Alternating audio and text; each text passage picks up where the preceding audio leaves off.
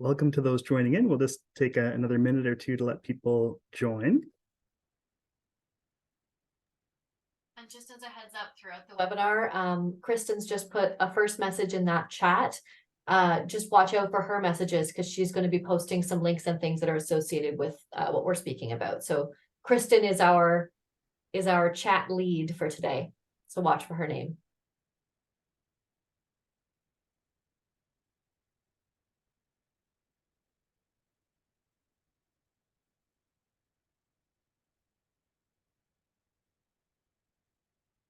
Well, I think people are still sort of trickling in, but we will get started now just to give a chance for us to get settled in.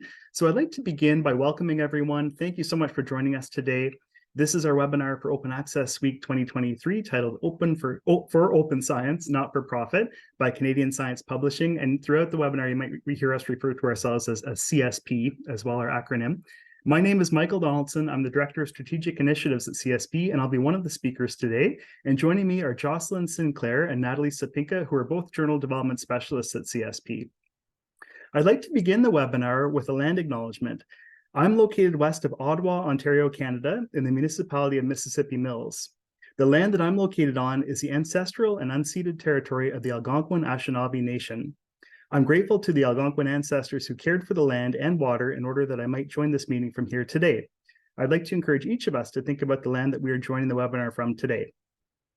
For today's webinar, we have a few housekeeping items. So we do encourage you to use the chat function for questions and discussion throughout the webinar, and we will have time for discussion at the end as well. We will have 3 Zoom polls throughout the webinar as well that you're invited to participate in, and those will pop up on your screen. And the webinar will be recorded. It's being recorded currently and made available afterwards as well. And as Jocelyn mentioned, you may see a few notes throughout the meeting from Kristen McAvoy as well. So keep an eye on the chat for her content as well. So just to get things started, I'd like to share a little bit about Canadian Science Publishing. CSP is Canada's largest not-for-profit publisher of international scientific journals. Our mission is to enhance the reach, rigor, and relevance of science so that people can find, trust, and use it. Our vision is that everyone has access to scientific knowledge for a sustainable future. And I think open access is such an important area for us to be continuing to grow in, and it really aligns nicely with the mission and vision of CSP. In our presentation today, we'll be giving a little bit of an overview of open access and open science topics, including some definitions and background and context. We'll be talking then about Open Access Week 2023, especially exploring this theme of community over commercialization. We'll then talk a little bit about the open access and open science policy landscape, then talk about open access and open science at CSP, and then conclude with some discussion and questions towards the end. So now I'd like to hand it off to Jocelyn, who's our first speaker today. Hi there. Thank you, Mike. So as Mike mentioned, I'm Jocelyn. I'm a journal development specialist within CSP, and my 2 journals of particular focus are the Canadian Journal of Chemistry and the Canadian Journal of Physics. So I'm going to be talking to you folks a little bit today on more of the background information side.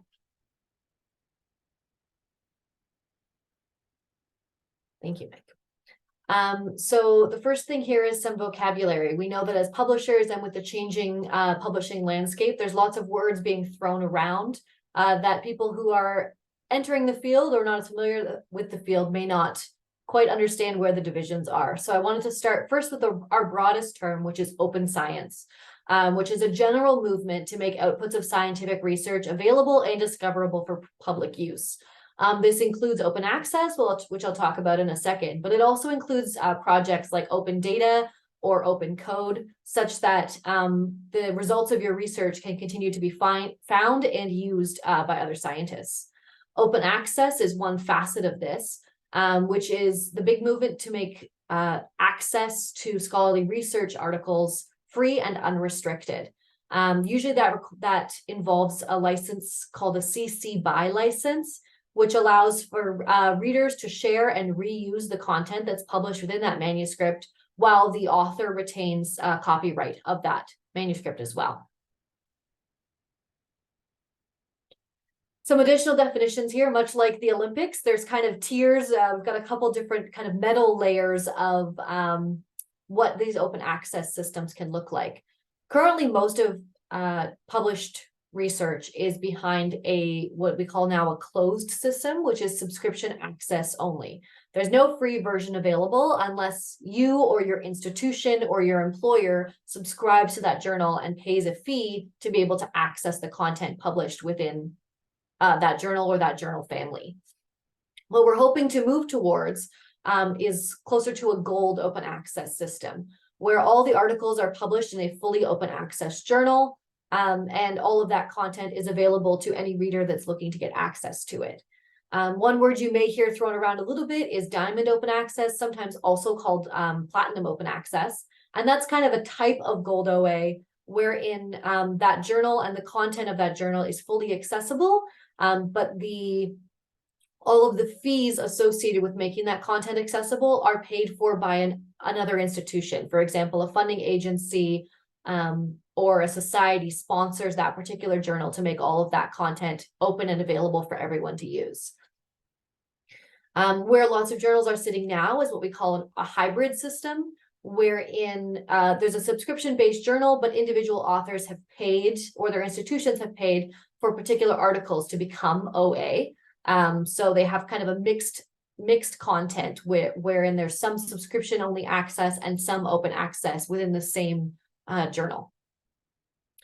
The one thing that we also see lots is what's called bronze OA, where the article is freely accessible on the publisher website, but it doesn't have that same license associated with it. So this is one of the things where the language is helpful, perhaps more from a publisher's perspective as not so much as from a user's perspective.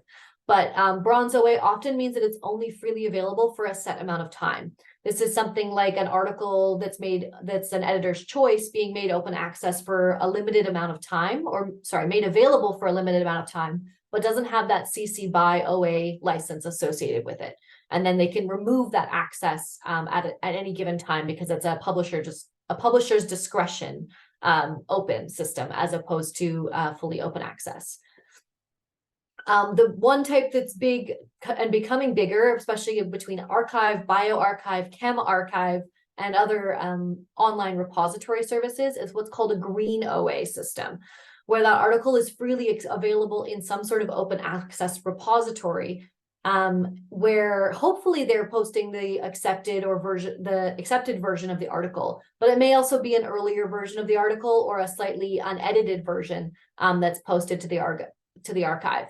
And it may also have an embargo period or an embargo imposed on it, which Mike will talk a little bit more about what that means for access later in the presentation.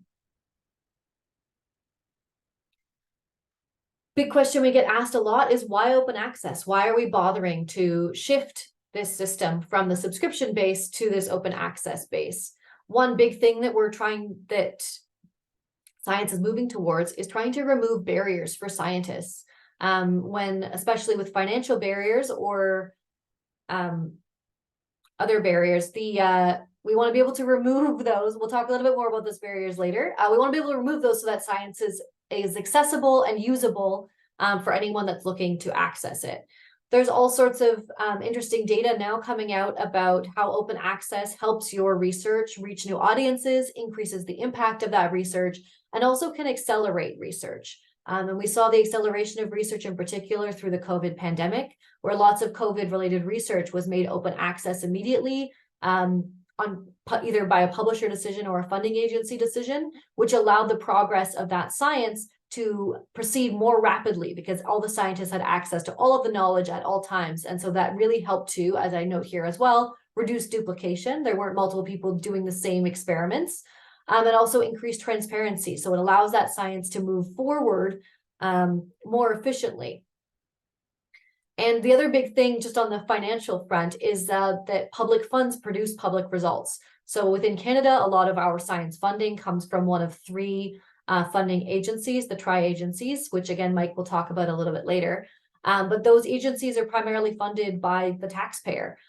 So there's a big movement now that the people that pay for the work, the general taxpayer, should then have access to the product of that work, such that individual citizens can go on and actually access and see what research is being done, both within their community and internationally.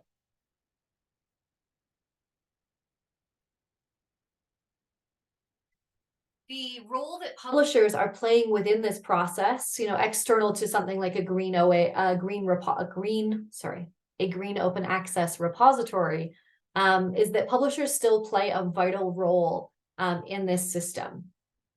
And I'm just going to start in the bottom left corner of my little puzzle piece here, which is peer review coordination.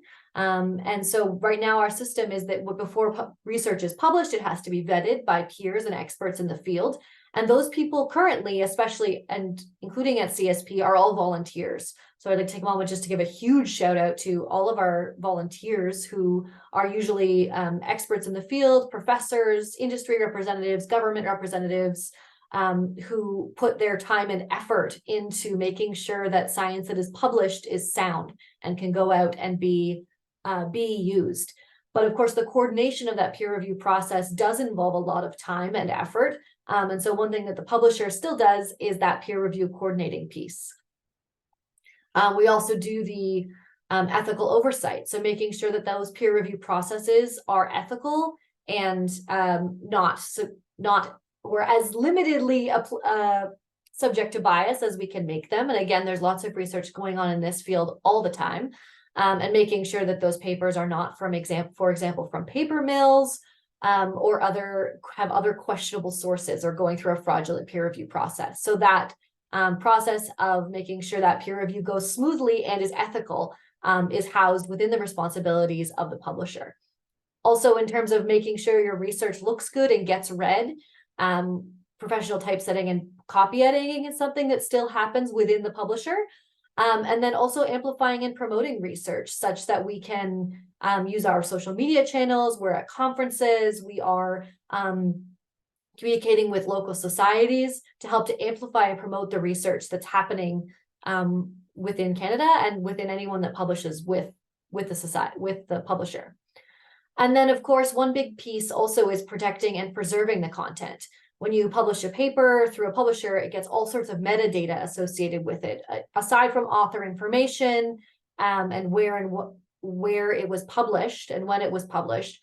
There's all sorts of metadata associated with if you have any actual data that's associated with the paper, making sure those two things are permanently linked together, making it findable and indexable so that when you're using Google Scholar or SciFinder or Web of Science, that your paper comes up when people look for research relevant to the manuscript that's been published. And then also the preserving part of it is that, that's not going to disappear off the internet at some point. I'm sure at least when I was a researcher, I frequently had the situation where you end up in a giant tornado of following one citation all the way to the bottom, and then the last paper that apparently has the thing you've been looking for forever doesn't even exist anymore. There's no physical copies, there's no digital copies. It's just a citation train that leads nowhere.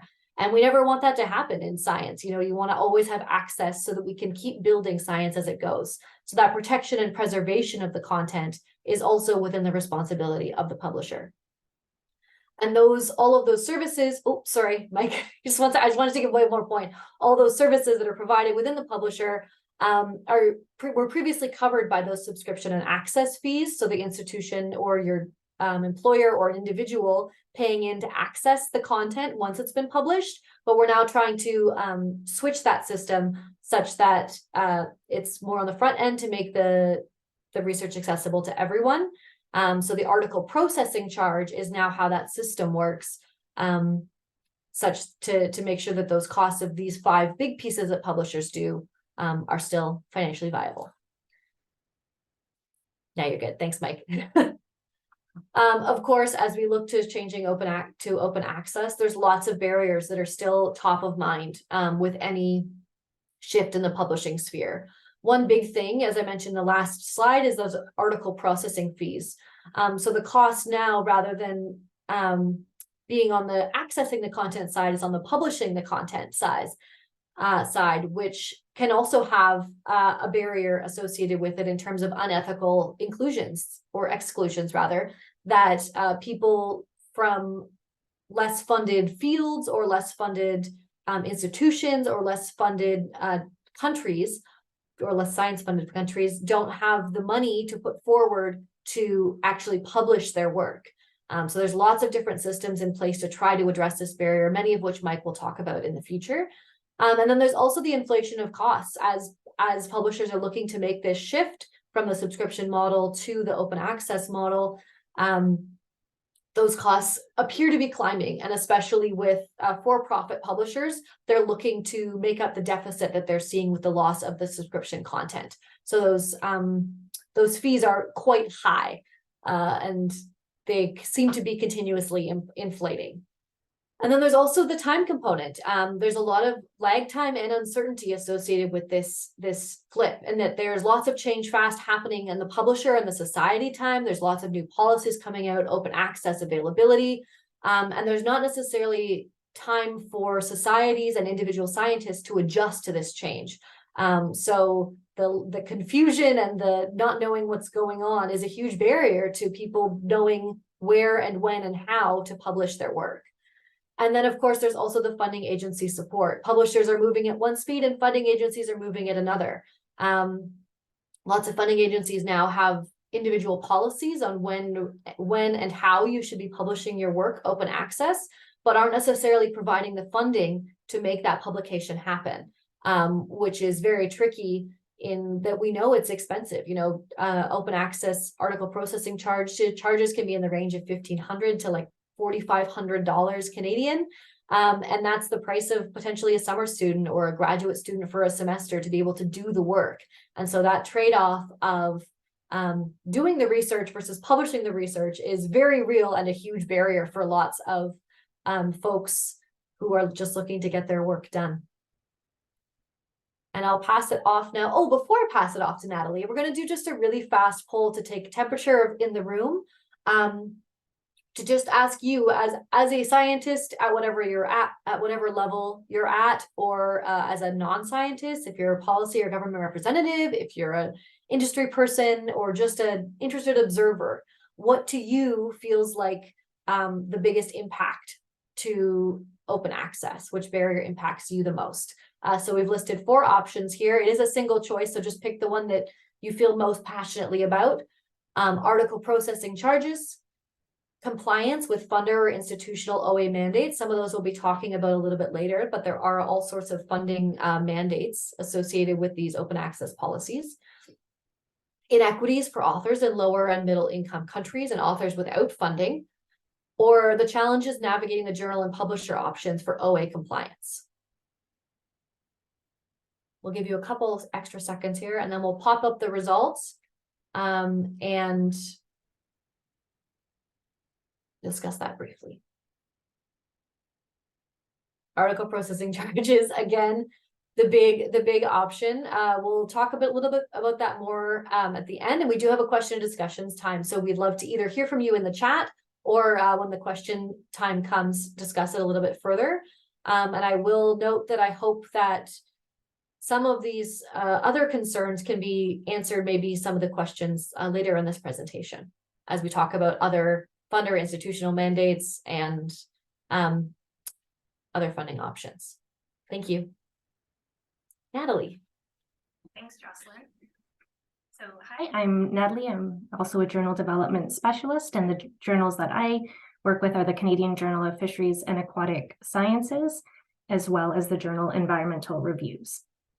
As Mike mentioned, it's Open Access Week, and Open Access Week is an annual international event organized by the nonprofit advocacy group SPARC, and it's held in partnership with the Open Access Week Advisory Committee. And each year has a different theme, and commercial or community over commercialization is the theme for this year's Open Access Week. And a goal of the theme and this webinar is to encourage candid conversations about which approaches to open scholarship prioritize the best interests of the communities who do the research and who use the research outputs, and which approaches do not. And though this week ends on a specific day officially, these are definitely conversations we can and do have throughout the year. On the commercialization side of this year's theme, academic publishing is undeniably lucrative. So the scientific technical and medical journal industry is valued at over $9 billion per year. And commercialization in scholarly science publishing has long been a subject of concern, given that major for-profit publishers typically have large profit margins, which can range from 20 to 40%. As well, there are concerns around the homogeneity of the scholarly publishing industry. So, for example, in 2022, approximately 50% of Canadian research was published by only 5 for-profit non-Canadian publishers. As a not-for-profit publisher, Canadian Science Publishing is governed by a board, which is comprised of volunteers who are committed to our mission that Mike had described at the beginning, and we are accountable to journal communities. So many factors that make science trustworthy are the outcomes of community. For Canadian Science Publishing, when we're thinking about community, we're thinking about a journal's community, which can be comprised of many different groups, including those that are listed on this slide. So we have authors, editors, reviewers, knowledge creators and knowledge users, other publishers, funders, industry stakeholders, academic societies, universities, and libraries. And the groups in this community can be working together towards common goals, one of which is a sustainable open access future. And this journal community is highly collaborative. Editors and reviewers collaborate with each other and us, the publisher, to constructively critique scholarly outputs and improve their quality. We collaborate with academic societies, universities, and libraries to better understand the needs of who those groups directly serve and help support initiatives to meet those needs. We collaborate with industry stakeholders so that we're staying up to date with best practices for open science. And we're fortunate to have had opportunities to collaborate across this community on projects related to the increasingly integrative nature of scientific research.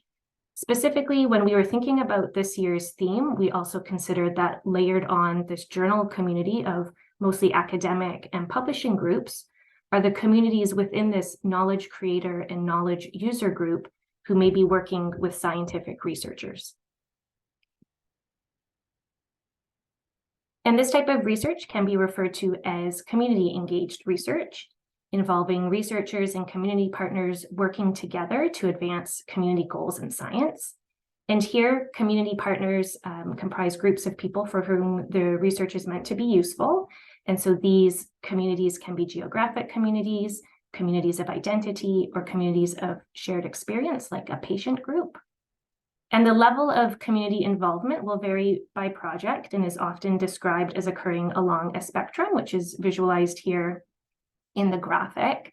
And that level of involvement will vary depending on the nature of the research and the needs, interests, and capacity of the community. So on the one end of the spectrum, on the left here, a project may involve informing a community of the planned research. As we move along the spectrum, you can see projects that are increasingly co-designed and knowledge is co-produced with the community. And projects can be entirely community-led and community-owned with collaboration from researchers. And so for Canadian Science Publishing, we're proud to be advocates of community-engaged research. When authors had contacted us about publishing practices related to community-engaged research, we welcomed the opportunity to review our own practices and also identify areas we could improve and new policies we could adopt. We took approaches that would help make sure that any resources we created, like community-engaged research itself, were going to be valuable and useful, including that we allotted the time necessary to learn from the many different groups within a journal community. So we spoke with journal editors, local knowledge holders, funders, industry stakeholders, other publishers, and researchers who work with community partners. And these conversations made it possible to create publishing policies that support collaborative group authorship, peer review guidelines for non-academic reviewers, author guidelines on how to responsibly and transparently report research that involves participation of community members, And then as a kind of behind the scenes look as to why and how these resources were created, we have an ongoing blog series for community engaged research. And ultimately, it's this type of community collaboration which underlies our action plan to becoming a fully open access publisher. So I've shared how we've reflected on this year's theme as a publisher, but we'd also love to know what the theme community over commercialization means to you. So we have another poll that we invite you to participate in, and here you can pick which idea resonates most with you, and please feel free to share your own thoughts in the chat as well. So what does this year's OA week theme of community over commercialization mean to you? Prioritize the best interests of the public and researchers over commercial interests, increase equity in scholarly publishing, better recognize the efforts of reviewers and editors, and build communities, enhance collaboration, and work towards common goals. So we'll give everyone a few more seconds to select. And again, yes, please feel free to share if there's something that isn't represented in this list, you can drop it in the chat.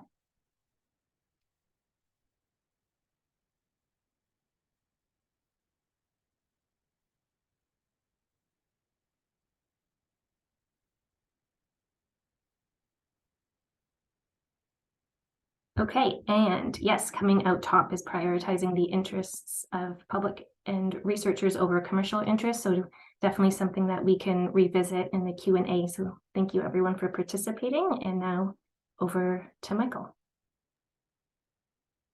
Thanks so much, Natalie. So I'd like to continue now, shifting gears a little bit to focus in on the open access and open science policy landscape, which is really something that's evolving very quickly. And there's been so much change over the past few years, it's been hard to keep track of everything that's been happening. But one thing that's seemingly for certain at the moment is we're seeing a real increase in terms of open access publishing at a global scale. And the figure shown here shows research that's being published across all different disciplines, so science, social science, engineering, health sciences, and medical sciences as well. And you can see that overall, the gray bars, the closed access is slowly decreasing over time. And the gold OA or open access bars that are yellow colored are growing year over year. And we also have the green OA there as well, the free access that's also staying fairly steady across the board. But overall, we're seeing a lot more open content that's being published currently and less closed. And I think part of the reason for that is that we have seen a real evolution and a real acceleration of open access from the policy perspective. And this figure shows just a timeline in terms of when open access sort of came into fruition. And it was in the early 90s. Archive.org was one of the first repositories that enabled the publication of freely accessible research. Open access wasn't really a term that was coined at that time, but free access was definitely part of it. And there were a number of journals as well that were launched around that time, even in the late 80s as well, that were volunteer run and were publishing free research for everyone. But the term open access kind of came into the lexicon with the Budapest Open Access Initiative in 2001, which was a conference and a report that came out from that conference as well. And once that term was coined, I think it really started to sort of crystallize and mobilize the movement towards open access. And throughout the 2000s, we've seen a lot of fully open access journals that have been launched or subscription journals that have transitioned to open access. And the policy space has really moved kind of in conjunction with how the research is becoming more open as well, and vice versa, where now we have a number of national open access policies that have been put forward over the past 10 years or so. And also in 2018, we had a bit of I guess a real transition or a real sort of pivot point where Coalition S and Plan S was launched, and that was meant to be an international movement, although I think it started mostly in Europe and now it's kind of moving out towards other parts of the globe as well. But essentially, it was a call for immediate full open access for all research that was funded by funders that partnered with Coalition S and Plan S. So that really accelerated agreements like open access agreements and transformative agreements, and now a number of national open access policies have come into place, including one that we're set to see get revised in 2025 in Canada, which I'll talk about in just a moment. So in terms of the policies and frameworks that sort of came around at the same time as Plan S or shortly thereafter, we've seen Plan S itself has a number of national funders and international funders as well that are partnered with it. So they cover a lot of research across the globe, focused mostly in Europe, but as I said, it is expanding elsewhere as well. And since then, there have been a number of national policies, such as the UKRI policy in the UK, in the United Kingdom, and the White House OSTP memo was launched last year to really try and move forward open access research that's funded through the national US funders. Other research organizations and collaborations such as Horizon Europe are also moving towards immediate full open access requirements as well. And here in Canada, as we mentioned, we do have a revision coming to our current policy, which is organized by the Tri-Agency, and the Tri-Agency includes NSERC, which is the Natural Sciences and Engineering Research Council of Canada, SSHRC, which is the Social Sciences and Humanities Research Council, and CIHR, which is the Canadian Institution of Health Research. So each of those three bodies fund quite a bit of the research that comes out of Canada, and the policy will be directed towards any research that's funded through those three agencies. And with this revised policy, it really is moving towards full and immediate open access at the time of publication.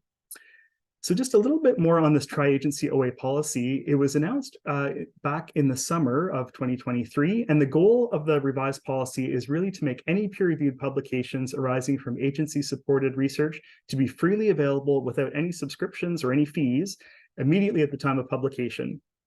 And the new policy is currently being developed, and it will be released by the end of 2025. So in a fairly short time, but a big focus for the tri-agencies now is to consult with stakeholders across Canada that are operating in different aspects of the research ecosystem to really get feedback and try and make the policy as robust as they can and ensure that it's a viable policy when it goes forward. So at Canadian Science Publishing, we've been invited to participate in the consultations, as have a number of other agencies, publications, journals, other research organizations, and agencies as well across Canada to really try to get all different perspectives on how we can make this policy viable and effective.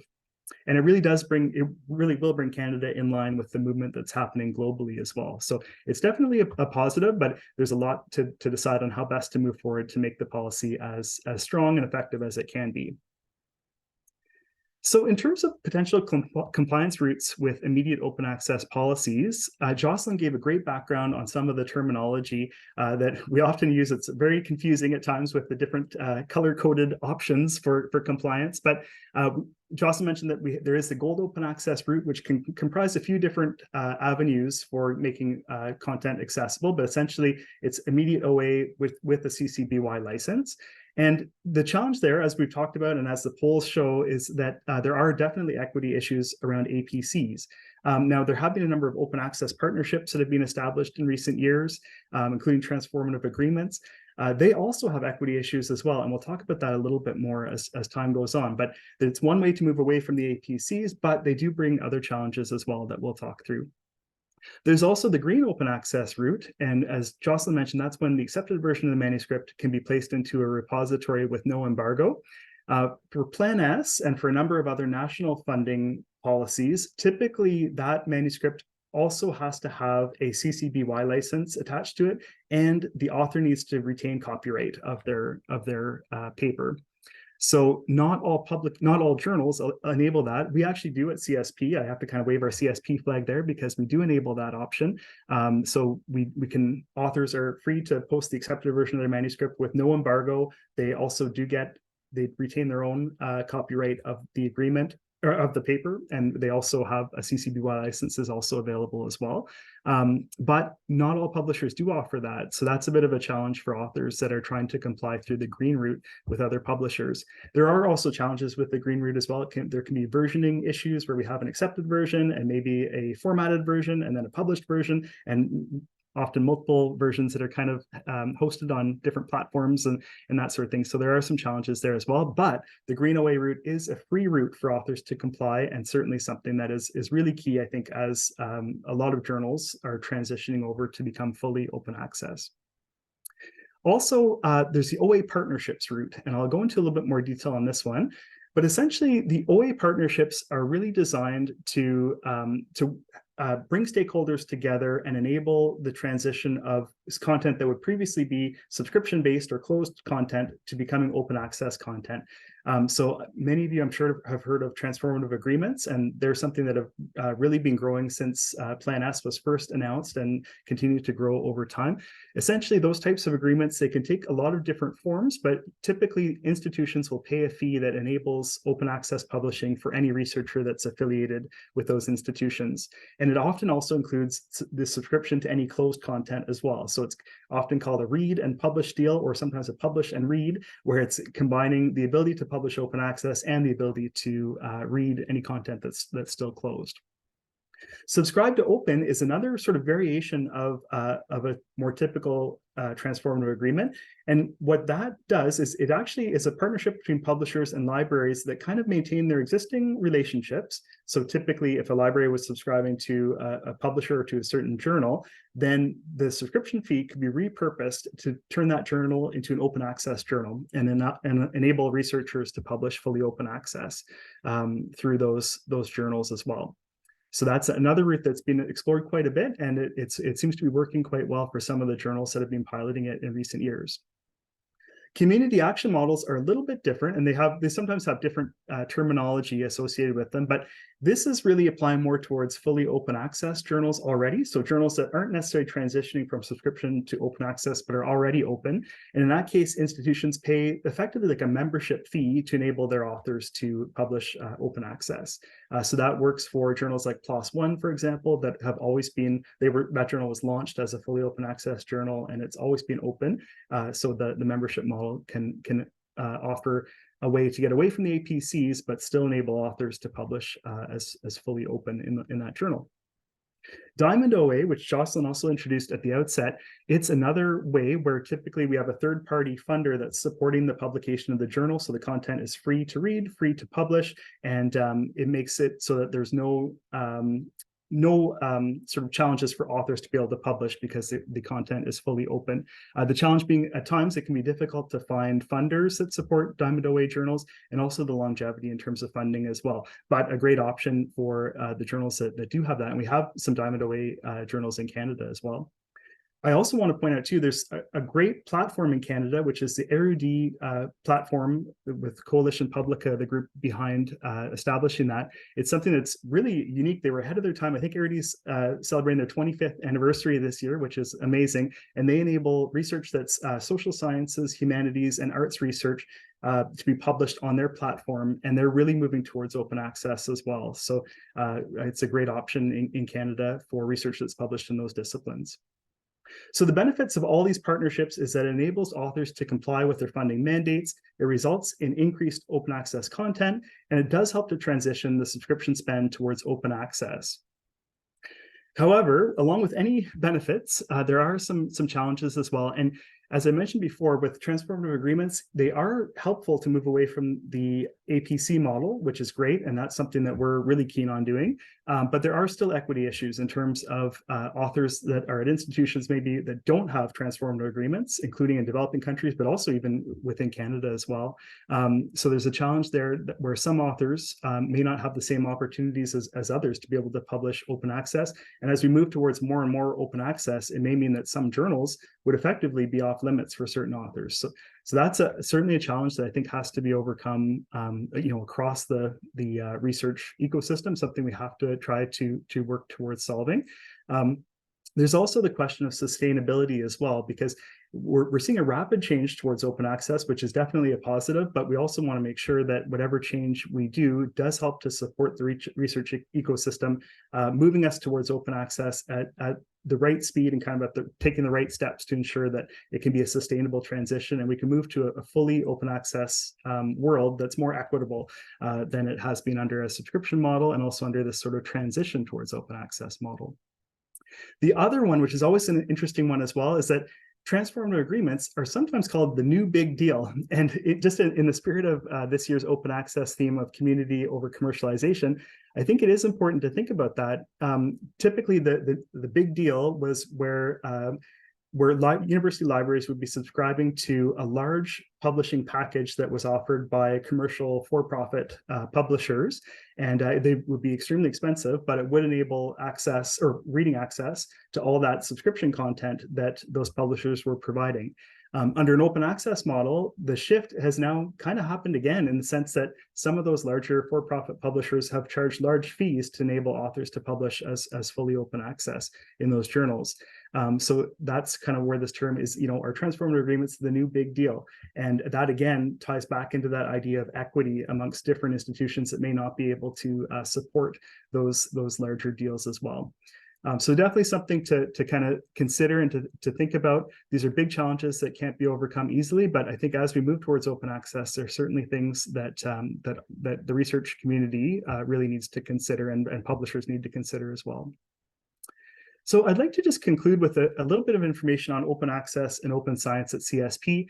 And I think, as we mentioned at the outset, our mission is to enhance the reach, rigor, and relevance of science so that people can find, trust, and use it. And as I kind of alluded to in that opening slide, open access is a way for us to do that. And we're really committed to transitioning to open access. We want to do it in a sustainable way. We want to make it as equitable as we can. And it's something that we feel is, as a not-for-profit publisher, we feel it's part of our journey. It's something that's absolutely necessary. So in terms of reach, we want to remove those barriers, the barriers that Jocelyn introduced. We want our research to be more discoverable and reach broader audiences, and ensure that people that need to use the data, that use our papers, are able to access them. We also want to ensure rigor and trust, and that's all about openness and transparency, quality peer review. And we want to make sure that the research that we're publishing is relevant so people can actually use it. We want to have more impact with the publications that we're doing. We want to try and enhance community and collaboration. And I think all these factors together really speak to our mission of trying to enhance reach, rigor, and relevance. So in terms of open access partnerships, I just wanted to draw attention to a few. So for the past few years, we've been setting up various partnerships. Some are transformative agreements, like read and publish type agreements. Others are kind of variations on those different types of agreements as well.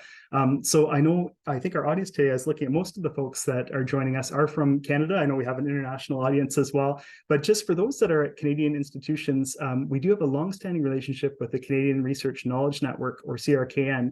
And they're a group that represents libraries for research libraries from universities all across Canada. And through that relationship, we've just recently set up a new agreement where authors are able to publish as free open access in 5 of our journals that we publish. And that's something we're really hoping to expand on as time goes on. And we also offer discounts in terms of publishing in those journals as well through that agreement.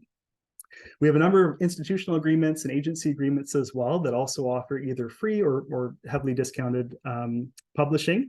And one important one for us that we've had for a number of years now is a relationship with the group called Research for Life. And what they do is they provide subscription access to researchers in developing nations and lower and middle income countries. They also provide the ability for researchers in those countries to be able to publish as free or heavily discounted open access. And we've been partnered with them to enable research to be published from those countries in our open access journals. And it's something we're really proud of. We partner with them on a few other initiatives as well. We've been part of their open access working group, and something that we really want to continue to do in the future to try and be as equitable as we can in our approach. And just another thought too, is that researchers do have a lot of influence in terms of these open access agreements. So don't hesitate to talk to your librarians if there's particular journals that you're interested in partnering on, or other publishers you might want to partner with if your library isn't already partnered with them. And lastly, CSP is really involved in the open access community. Our open access journals are published in the Directory of Open Access Journals, or DOAJ. And this is an index of global journals. It is really community driven, and it's all about ensuring quality content, quality open access content for anybody that's interested in finding information about different journals. That's a great place to look. We are also partnered with OA Switchboard as well, and this enables the transfer of data between us as a publisher, as well as funders and institutions. It kind of works in the background a little bit to share information on papers that are eligible for agreements, and also helps with tracking and monitoring of open access content that's published as well. And this is maybe a little bit more specific to the publishing world, but we're also a member of the Open Access Scholarly Publishers Association, or OASPA, and it's a group that really works to try and move open access forward at a global scale, and we're proud to be a member of that group as well. So just in terms of next steps, I think from the trends that we're seeing, OA is not going away by any means. I think we'll continue to see a lot of growth there. We'll continue to see a lot of partnerships with different stakeholder groups coming together to move open access forward. Also other areas of open science as well, like open data. Open data, we didn't talk too much about today, but definitely there's a lot of policies, just like for open access, there's also a lot of policies around open data as well that are forthcoming or in the works or already released.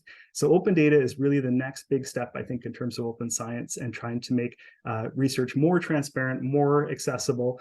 And I think that's what we'll see in the next few years. And also the open access community is really growing, and we want to hear from you. We want to know how we can be involved in various open access initiatives in Canada and beyond, and we're excited to do that because that's a real priority for us. So I'll conclude there, and I think we have one last poll that we'll share, and then we have a few minutes for questions as well. So the poll question is the topic is on concerns about open science. And the question is, which aspects of open science concern you the most? So the first answer is research papers still locked behind subscription paywalls.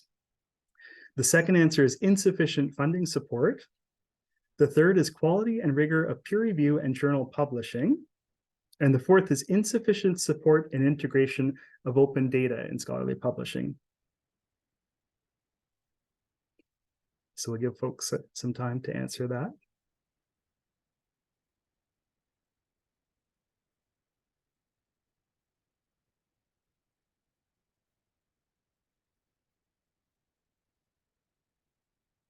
Okay, great. So we had a real range in terms of answers. We had about 31% said the research paper still locked behind paywalls, insufficient funding at about 40%, which was our highest response. Quality and rigor of peer review was at 20%, and insufficient support for open data was at 9%. So yeah, interesting results for sure. So funding is always one of the biggest concerns, I think, whenever we have these discussions about open access and open science. So it's interesting to see that for sure. Okay, well, that leads us into the final portion of our webinar, which is discussion and questions. And I see a lot of questions have come through here, so I'll try my best to start to kick those off. And I'll go back to maybe, I noticed a comment earlier on in the session, which was from Laura, and it was about some replication is good in science. And that's, when we're talking about one of the advantages of being more transparent with open access and open data, it can reduce duplication in the sense that if a researcher was designing a study, they might not necessarily know that that study had been done previously if they're unable to access it. So I think that's what we mean with duplication there, but you're absolutely right. Replication studies are really important. And I think there's been a move in recent years to kind of publish more in terms of null results.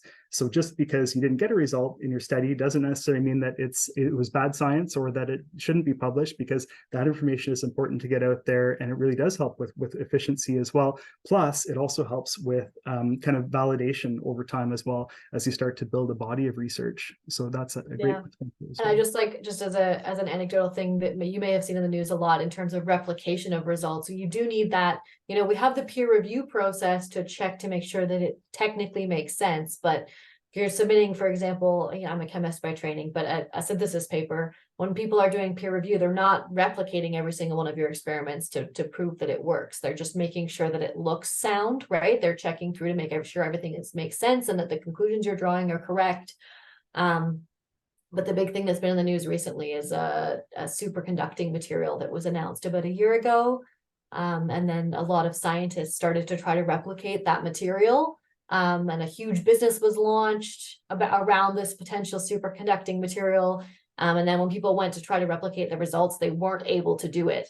But there's, that's kind of one of those concerns as well, that of course you want the science to be reproducible. That's the big thing. But funding for those studies is also not necessarily available, because it's very much a push for something new and great all the time within the science research industry. So it's tricky to find the space and the time to do those replication things, but that doesn't make them less important.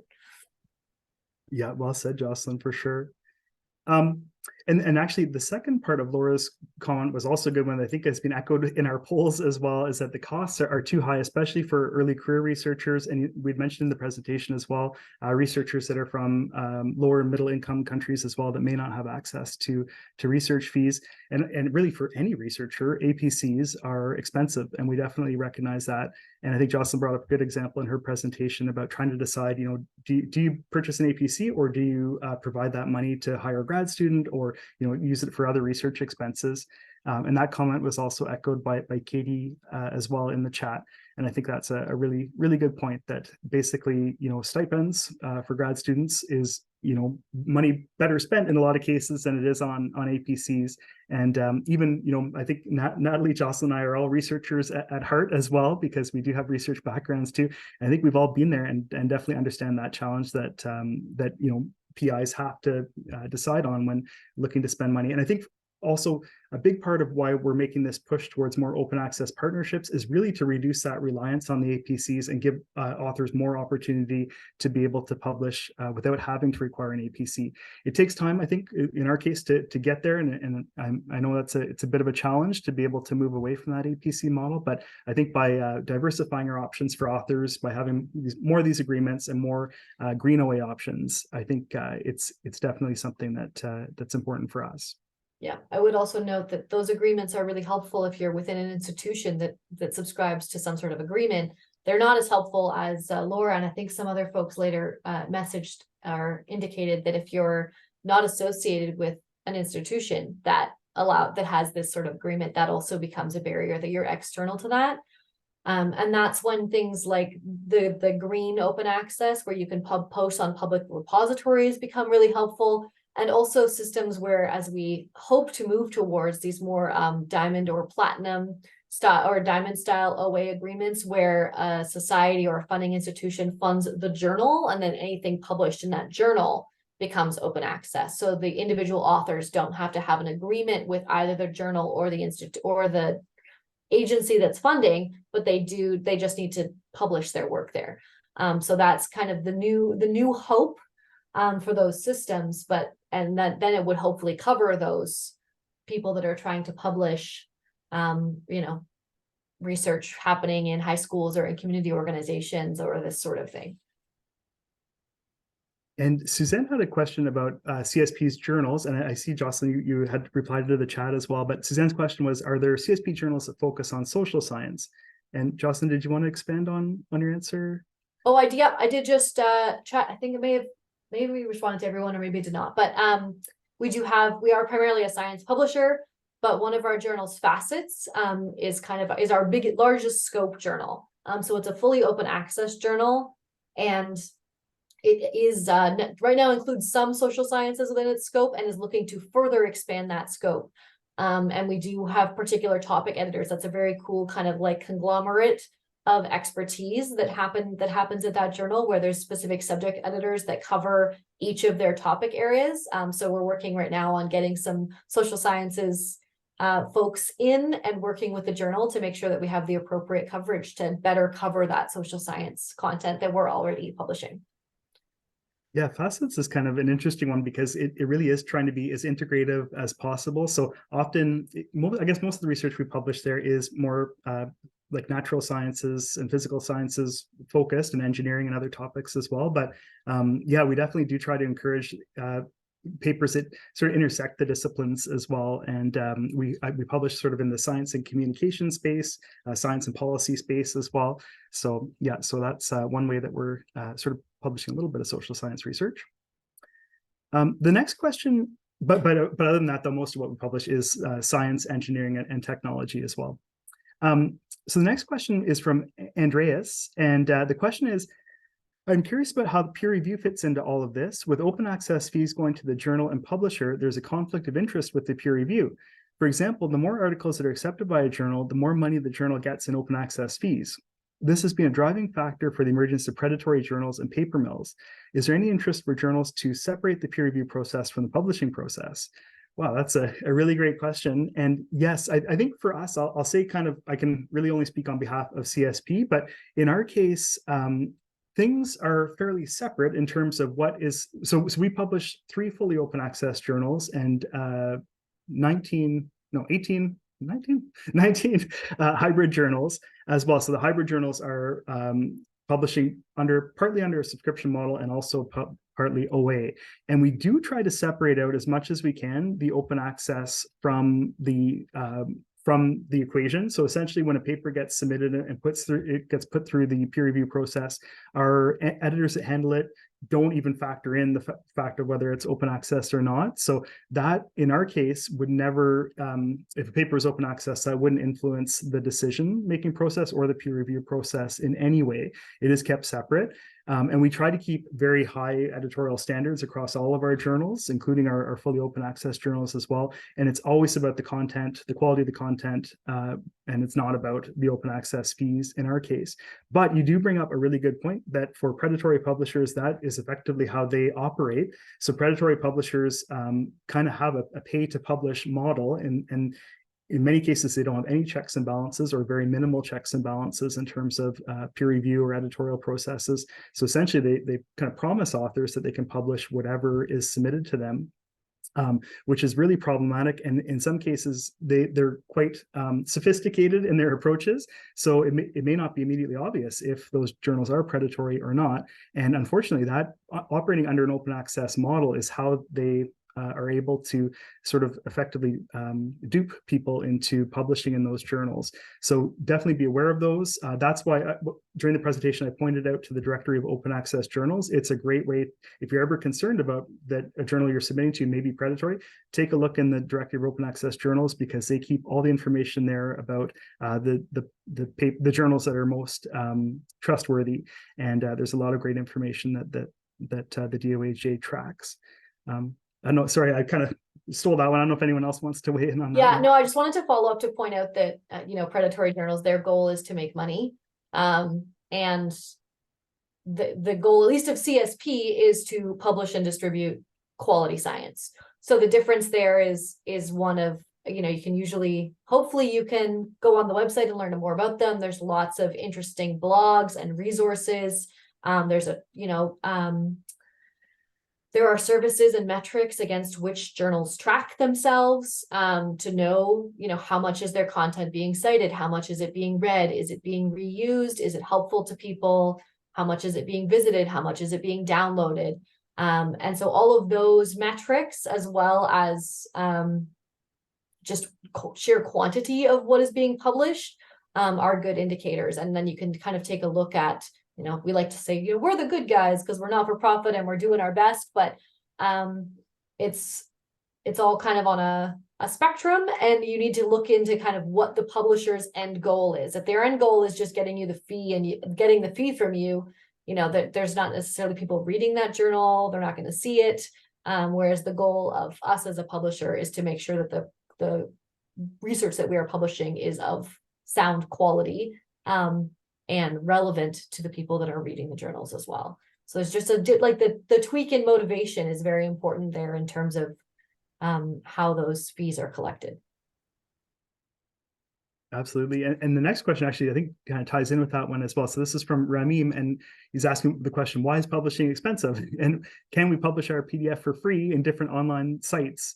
And I think Jocelyn tackled that, I think, nicely in the presentation, just kind of talking about the different services that the publisher does offer. And even for us as a not-for-profit, our costs of producing articles are high, and they're higher than you may realize, and they kind of are going up year over year. So it is expensive because we do have multiple systems. We have web hosting systems, peer review systems that are all quite robust and sort of the industry, like leading software systems within the industry, but there's a lot of costs associated with that. And we do have in-house staff as well that process manuscripts and really do a lot on the back end. Obviously, we depend very much on our amazing volunteer editors and reviewers that do it all the front end decision making and moving things forward, and deciding on content that should be published or not content that should be published. But then on the back end, we do have quite a bit that happens that is costly for us. But the question of, can you put a PDF on an online site? Well, for us, yes, you can, because we do offer green open access routes as well. So an author could publish for free in our hybrid journals, for example, and then publish the accepted version of their manuscript on an open access repository for no cost, and then they can comply with their funder mandates, and it would be out there. There's also the discussion of kind of moving to a post-journal world. I know we're short on time, so we probably don't have time to get into that one today, but that's something else as well that's maybe an interesting topic for a future discussion. Now, I do see we have some other questions that are coming through, which is amazing, but I know we're getting pretty tight on time. So I think that maybe I will wrap it there. And I just wanted to conclude with some closing remarks.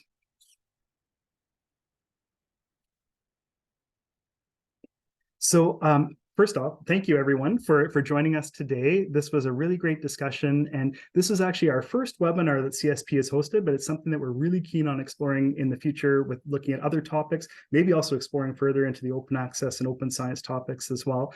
I just put a slide up that shows the contact information for Jocelyn, Natalie, and myself, as well as our general CSP information. If you're interested in more on open access and open science, please check out our website. Please also follow us on our social media as well. We're on X at CDN Science Pub, or you can go to our website at cdnsciencepub.com.